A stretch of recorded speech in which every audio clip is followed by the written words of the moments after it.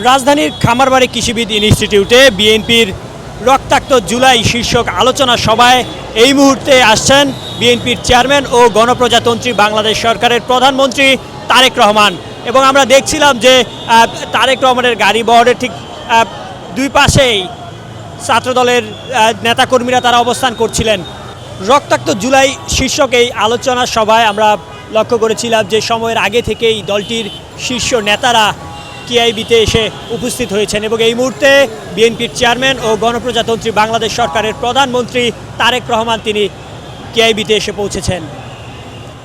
প্রধানমন্ত্রীর আগমন ঘিরে আইনশৃঙ্খলা রক্ষাকারী বাহিনী কেআইবির চারপাশে কঠোর নিরাপত্তায় রয়েছে, কয়েক স্তরের নিরাপত্তা দিচ্ছেন তারা।